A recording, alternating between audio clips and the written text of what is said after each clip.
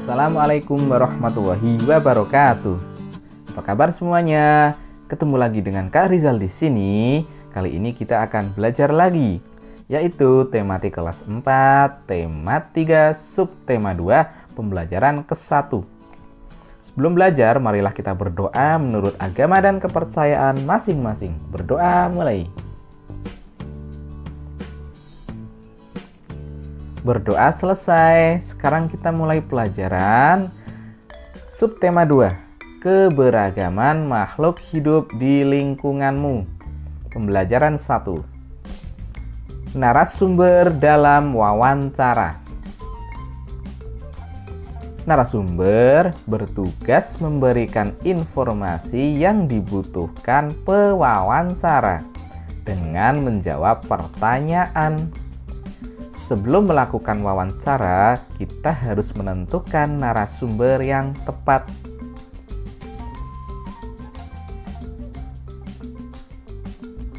Narasumber yang kita wawancarai sebaiknya memenuhi syarat berikut. 1. Memiliki pengetahuan di bidang tertentu yang berkaitan dengan topik wawancara. 2. Memiliki keahlian tertentu dalam suatu bidang yang berkaitan dengan topik. 3. Mengalami atau terlibat dalam peristiwa yang berkaitan dengan topik. Sikap-sikap pewawancara yang baik terhadap narasumber. 1. Memperkenalkan diri kepada calon narasumber serta menyatakan maksud dan tujuan dengan jelas. 2. Meminta kesediaan seseorang untuk menjadi narasumber dengan bahasa yang santun. 3. Menepati janji wawancara dengan narasumber pada waktu dan tempat yang telah disepakati. 4. Melayani narasumber dengan baik, misalnya memberikan makan atau minum saat wawancara. 5. Berbicara menggunakan bahasa yang santun dan interaktif saat wawancara. 6. Mengajukan pertanyaan dengan jelas, serta mengulangi pertanyaan jika narasumber kurang paham. 7. Tidak menyela atau memotong penjelasan narasumber saat menjawab pertanyaan. 8. Mengucapkan terima kasih setelah melakukan wawancara. Kita lanjutkan ke materi berikutnya, yaitu melestarikan sumber daya alam. Burung cendrawasih adalah burung khas Indonesia yang ada di kawasan hutan tropis Papua dan sekitarnya. Hal inilah yang menyebabkan burung tersebut dikelompokkan ke dalam satwa endemik. Burung cendrawasih termasuk ke dalam marga Paradisae, yang jika diterjemahkan artinya burung surga.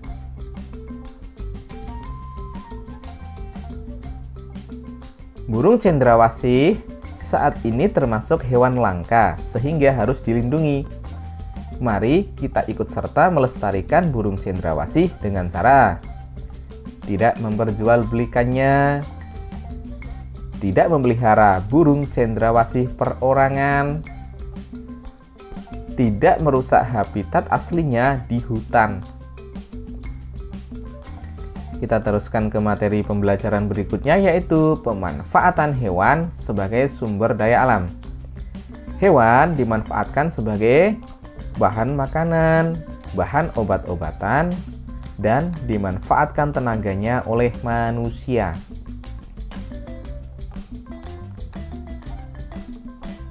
Contoh pemanfaatan hewan oleh manusia antara lain: 1. Ayam dimanfaatkan untuk diambil telur dan dagingnya. Telur untuk dimasak, dagingnya juga untuk dimasak dan dikonsumsi. Kemudian, kerbau dan sapi dimanfaatkan untuk diambil dagingnya dan tenaganya untuk membajak sawah.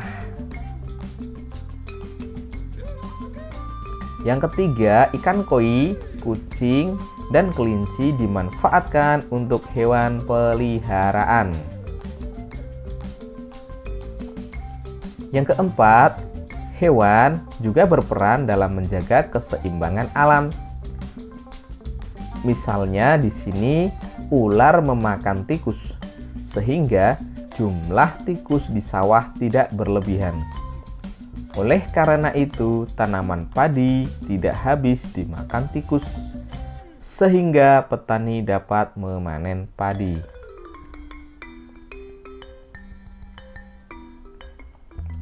Ular di sawah berfungsi menjaga keseimbangan alam, yaitu keseimbangan jumlah tikus dan tanaman padi.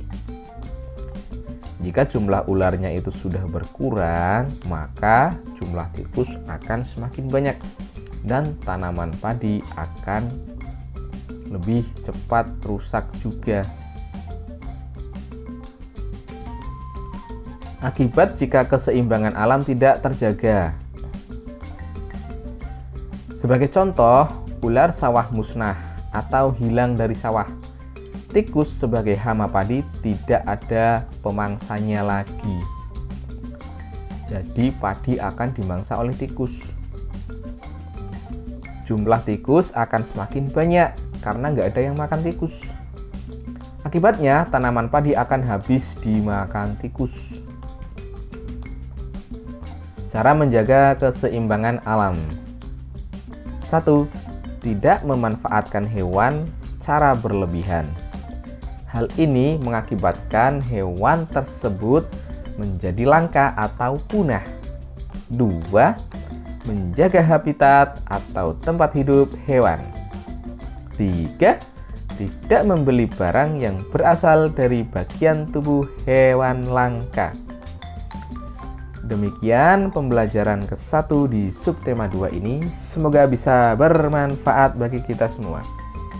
Kurang lebihnya mohon maaf. Wassalamualaikum warahmatullahi wabarakatuh.